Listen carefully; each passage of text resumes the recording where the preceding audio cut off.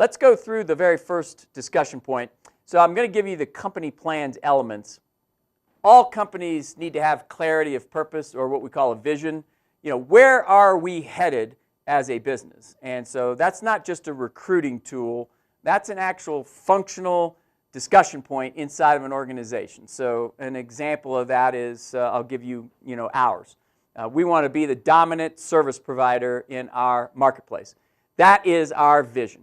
So that breaks down into a separate group of characteristics underneath that. As you might ask, well, what does dominant mean? And what does service provider mean? And how does that work? Well, of course, that's part of the construct of the plan to simplify it.